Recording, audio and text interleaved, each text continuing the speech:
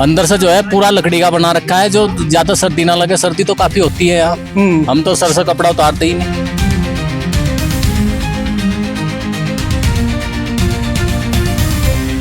क्या देश के लिए काम करने से तो बहुत अच्छा फील होता है ना। उत्तराखंड का ये वो बॉर्डर का इलाका है जहां पर बीते दिनों प्रधानमंत्री नरेंद्र मोदी ने ये कहा था कि जो सीमावर्ती गांव हैं हमारे पहाड़ के, जो पलायन के बाद खाली हो गए थे, उन्हें फिर से बसाया जाएगा। शाइनिंग उत्तराखंड न्यूज के साथ हम पहुंचे उसी ग्राउंड जीरो पर जादूंग गांव में। हमारे पीछे देख सकते हैं ये जो खूबसूरत मकान बन रहे हैं, ये उन्हीं गांव वालों के हैं जिन्होंने पलायन कर शहरों की ओर रुख कर लिया था। हरसिल में वो जाकर व्यापार करते हैं, उत्तरकाशी जाते हैं पढ़ाई करने के लिए, और ये पूरा इलाका खाली हो गया था। लेकिन एक बार फिर प्रधानमंत्री की पहल के बाद बड़े पैमाने पर ये खूबसूरत जो मकान आप देख रहे हैं, यहाँ के लोगों की जो पुश्तैनी जमीनें थी उस पर बनाए जा रहे हैं। प्रधानमंत्री की इस अपील के बाद आखिर कितना बदला है जादूंग गांव, यही जानने के लिए हम यहाँ आए। यहाँ पर सेना का कदम कदम पर सख्त पहरा है। हरसिल, उसके बाद आप नीलांग घाटी आइए और फिर जादूंग गांव। कदम कदम पर आपको चेक पोस्ट मिलेंगे, चेकिंग कराना पड़ेगा और बाकायदा परमिशन लेकर कुछ लिमिटेड समय के लिए ही आप यहाँ आ सकते हैं। सरकार और भारत सरकार की यह मंशा है कि न सिर्फ टूरिज्म को बढ़ावा मिले, साथ ही साथ जिन लोगों ने इस अपने गांव को खाली कर दिया था वह फिर से बसे। आइए आपको ले चलते हैं जादूंग गांव के इतिहास के बारे में बताने के लिए इस रिपोर्ट में, और बताते हैं कि आखिर कैसे बदल रहा है उत्तराखंड के इस चाइना बॉर्डर के करीब बसा जादूंग गांव। उत्तरकाशी से जब आप गंगोत्री की तरफ आते हैं तो आपको यहाँ नीलांग घाटी मिलती है। नीलांग घाटी से लगभग 18 किलोमीटर अंदर आने के बाद आपको मिलेंगे ये खूबसूरत गांव। ये गांव कभी वीरान हो चुके थे, लेकिन आज इनकी तस्वीर बदल रही है, यहाँ के लोगों की तकदीर बदल रही है। प्रधानमंत्री नरेंद्र मोदी ने भी बीते दिनों जब उत्तराखंड का दौरा किया था, सीमावर्ती इलाकों में आए थे, उन्होंने भी अपील की थी कि यहाँ के गांव जो पलायन के बाद खाली हो गए थे उन्हें फिर से बसाया जाए। उसी की ये परिणति है, उसी का ये परिणाम है कि अब यहाँ पर ये देख रहे हैं आप खूबसूरत गांव लकड़ी के, और यहाँ पर स्थानीय जो कलाकृतियां हैं, जो यहाँ की शिल्प है, उसके खूबसूरत नज़ारे आप देख रहे हैं। इन गांव के लोगों को ये फिर से बसाने की एक पहल है। उत्तराखंड सरकार हो या केंद्र सरकार हो, लगातार अपने सीमावर्ती गांव को फिर से बसा रही है। हालांकि अभी यहाँ आबादी तो नहीं है, लेकिन उम्मीद की जा रही है कि जिस तरह से भारत सरकार और राज्य सरकार मिलकर अपने सीमाओं के खाली हुए गांवों को फिर से बसाने का ये प्रयास कर रहे हैं, उसके बाद न सिर्फ पर्यटन को बढ़ावा मिलेगा बल्कि रिवर्स पलायन को भी आप देखेंगे। यहाँ पर आबादी एक बार फिर अपने आकर्षक और सुंदर रूप में फैली लंबी चौड़ी दूर तक वादियों में फिर एक बार लोगों की चहल पहल होगी। यहाँ पर पर्यटन बढ़ेगा, आर्थिकी बढ़ेगी। इस सब कामों में अगर सबसे ज्यादा रोल है तो वो है भारतीय सेना का, आईटीबीपी का, क्योंकि उनके ही निगरानी और निर्देशन में यहाँ निर्माण कार्य किए जा रहे हैं। उम्मीद की जानी चाहिए कि जिस तरह से ये निर्माण कार्य यहाँ हो रहे हैं, आने वाले समय में उत्तराखंड के सीमावर्ती गांव न सिर्फ सुरक्षित होंगे बल्कि खुशहाल और संपन्न होंगे। चहल पहल बढ़ेगी, पर्यटकों की आवाजाही बढ़ेगी और एक बार फिर उत्तराखंड की सीमाएं सुरक्षित होंगी। लोगों की आवाजाही के बाद उम्मीद की जानी चाहिए कि यहाँ के गांव के लोगों के बसने की एक बार फिर जो सिलसिला शुरू हो रहा है, बड़ी संख्या में लोग अपने पुश्तैनी मकानों की ओर वापस लौटेंगे। जादूंग गांव में जो घर बनाए जा रहे हैं उसमें सुरक्षा का सबसे बड़ा पहलू होता है, क्योंकि ये सेंसिटिव जोन होता है। इसलिए मैं आपको दिखाऊंगा कि जो यहाँ पे गांव में घर बन रहे हैं उनको कितना पुख्ता किया जा रहा है। लोहे की यहाँ पर चारों तरफ आप दीवार देख रहे हैं, उसके पीछे ईंट और पत्थरों को जोड़ा गया है। इस तरह से जोड़ा गया है कि अगर पीछे से कोई पत्थर आता है तो इसमें रहने वाले लोगों को काफी सुरक्षा मिल सके। बिजली के तार भी यहाँ पर लगाए गए हैं, यानी कि पावर सप्लाई का भी पूरा इंतजाम यहाँ पे इन गांव वालों के लिए किया गया है। अंदर कमरे में हम आपको ले चलेंगे, हालांकि अंधेरा है, लेकिन हम आपको ये दिखाएंगे कि जो यहाँ के घर के कमरे हैं उनमें किस तरह से छत बनाई गई है। आप देखेंगे कि ये पूरा लिंटर डाला गया, सीमेंट से छत को मजबूत किया गया है। उसके बाद लोहे की पूरी एक आप मोटी परत देख रहे हैं। यहां पर आप आएंगे तो ये पूरा कमरा है, कमरे को आप ड्राइंग रूम कह सकते हैं। उसके बाद ये बाथरूम बनाया गया है। जी हाँ, पूरी तरह से एक तरह से कहिए तो पूरा जो शहरों में आप फ्लैट देखते हैं उसी फ्लैट के फॉर्मेट पर सीमा के गांव यानी बॉर्डर के गांव को किस तरह से खूबसूरत बनाने का यह प्रयास है। आप सोचिए, यहां पर जब आप टूरिज्म के पॉइंट ऑफ व्यू से आएंगे तो आपको ये वॉशरूम भी मिलेगा। जी हाँ, सेफ, सिक्योर, काफी मजबूत है, यकीन मानिए। लैंडस्लाइड और तमाम जो प्राकृतिक आपदाओं को खतरे को देखते हुए सीमा के जो बीआरओ हैं या सेना के जो लोग हैं उनकी मॉनिटरिंग में जो ये घर बनाए जा रहे हैं बेहद सुरक्षित है। यानी गांव वालों को प्रधानमंत्री मोदी के वाइब्रेंट विलेज यानी बॉर्डर के जो गांव बसाने की योजना के तहत मकानों का निर्माण हो रहा है, उसमें सेफ्टी सिक्योरिटी भी खास नजर रखी जा रही है।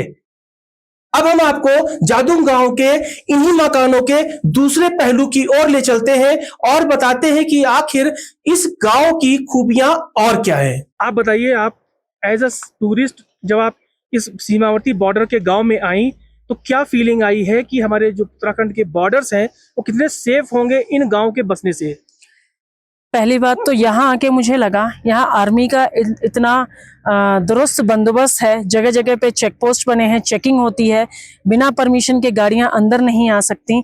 और यहाँ पे भी आर्मी कैंप पूरा लगा हुआ है। ये निश्चित रूप से सुरक्षित है ये बॉर्डर। और यहाँ पे ये जो प्रधानमंत्री जी द्वारा यहाँ पे गांव बसाए जा रहे हैं, जो 23 घर बन रहे हैं, वो इतने खूबसूरत बन रहे हैं, इतने स्ट्रांग बन रहे हैं। उनमें जो मटेरियल यूज हो रहा है उसको देख के लग रहा है कि बेहद ही वाइब्रेंट विलेज का जो इन्होंने सपना देखा है वो बहुत ही बढ़िया है।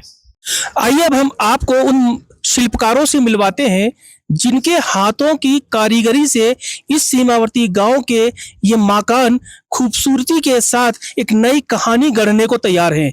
प्रधानमंत्री मोदी के ड्रीम विजन वाइब्रेंट विलेज को जिसमें रंग भर रहे हैं वो यही हमारे मजदूर भाई हैं। अलग अलग जिलों से, अलग अलग प्रदेशों से आकर चुनौती भरे इस प्राकृतिक वातावरण में इन खूबसूरत मकानों को बना रहे हैं, गांव को बसा रहे हैं। आप ये बताइए, जब आप इस प्रोजेक्ट पे आए थे तो आपको डर लगा होगा, लेकिन आज आपको कितनी खुशी हो रही है कि आपके हाथों से ये खूबसूरत मकान बन रहा है? स्टार्टिंग में तो सर हमें बहुत दिक्कत हुई। एक तो तबीयत कुछ टाइम सही नहीं रह पाई, अब कुछ नहीं, अब ठीक है, नॉर्मल है। पर अब बहुत खुशी होती है, हम तैयार करते जा रहे हैं मकान को, आहिस्ता आहिस्ता सब ठीक होता जा रहा। लोग बाग भी घूमने आते हैं, बहुत अच्छा लगता है। और चीन की सीमा पे हम तैयार कर रहे हैं। एक देशभक्ति की भावना भी आती है कि हम चाइना बॉर्डर पे जो है भारत के लिए काम कर रहे हैं। हाँ, क्यों नहीं आती सर, फौजी भाई है हमारे साथ पास में ही। इस मकान को बनाने में क्या क्या इस्तेमाल हो रहा है? इसमें सर एक तो लोकल पत्थर ही है, यहाँ का सीमेंट है और सरिया होता ही है। बाकी लकड़ी है, जो ये पहाड़ी लकड़ी है, देवदार बोलते हैं सर लकड़ी को, जो इस्तेमाल हो रही है इसमें। अच्छा, जहाँ लोग रहेंगे अंदर उसमें सुरक्षा मेन होती है, सेफ रहे, उसको किस तरह से मजबूत किया जा रहा है? मजबूताई तो काफी है सर, सारा जो है मजबूताई के हिसाब से है काम इसमें। अंदर से जो है पूरा लकड़ी का बना रखा है, जो ज्यादा सर्दी ना लगे। सर्दी तो काफी होती है यहाँ, हम तो सर से कपड़ा उतारते ही नहीं। आप बताओ चाचा, कहाँ से आए हो आप? हम रुड़की से आए जी। रुड़की से आए हो, और रुड़की से आकर चाइना बॉर्डर पर काम करना यानी देश के लिए काम करना, हाँ जी। सेना के जवानों के साथ रह के काम करना। हाँ जी। मजदूर तो देश भर में काम कर रहे हैं, लेकिन ये काम करना कितना अलग है और कितनी खुशी देती है? बहुत अच्छी खुशी देती है। क्या लगता है? अच्छा लगता है जी कि हम देश की सीमा को सुरक्षित बना रहे हैं। हाँ जी। क्या बना रहे हैं यहाँ पे आप? अब हम ये लकड़ी का काम कर रहे हैं सारा। अच्छा, हाँ। इसमें क्या क्या बन रहा है? एक मकान के अंदर क्या क्या है? ये देवदार की लकड़ी लग रही, कार्बिन हो रही इनमें, और जी जो मशीन का काम मशीन कर रही, जो हमारा काम हम कर रहे हैं, और जी बाकी बहुत कुछ। देखिए, जब हम इनसे बात कर रहे हैं तो देखते देखते मौसम बदल गया है, बारिश की बूंदें पड़ने लगी हैं, लेकिन फिर भी इन मजदूरों के हाथ नहीं रुकते हैं क्योंकि प्रोजेक्ट देशभक्ति और देश से जुड़ा हुआ है।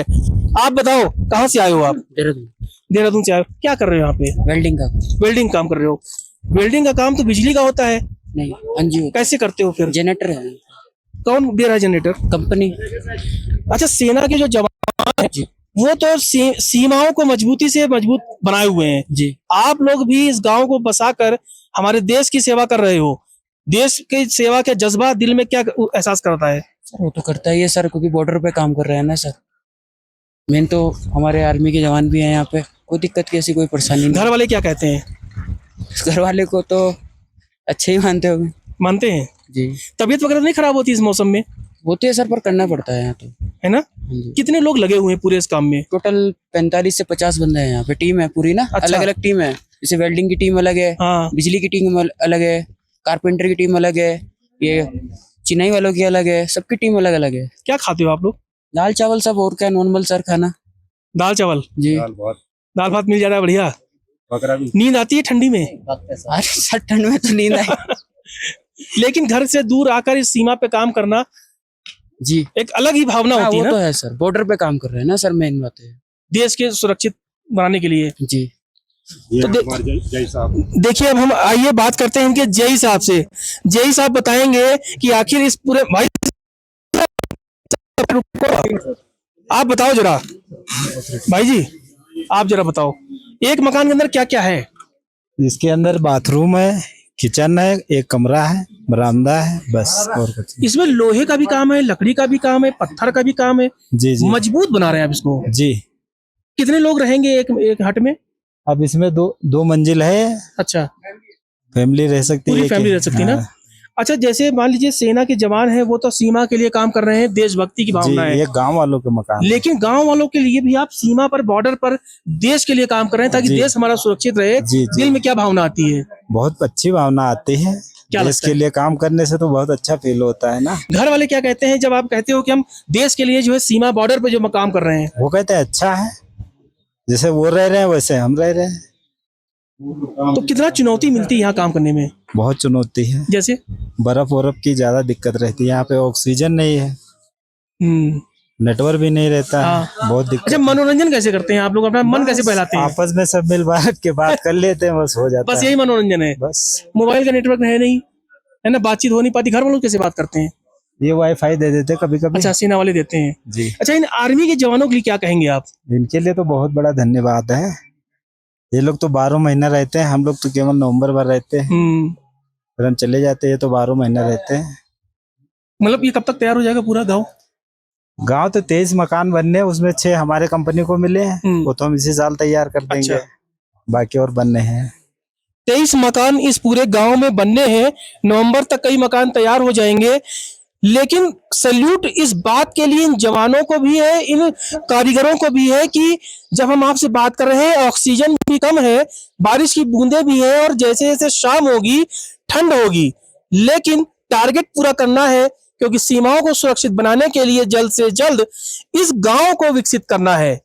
देखना यह होगा कि आने वाले समय में उत्तराखंड के इन गांव जो सीमाओं पर बसे हैं, वो हमारे देश की सुरक्षा की जो रीढ़ है, उस पर किस तरह से टूरिज्म का विकास होता है। क्योंकि जब टूरिज्म आएगा तो उत्तराखंड की आर्थिकी भी बढ़ेगी और यहाँ के लोग भी समृद्ध होंगे।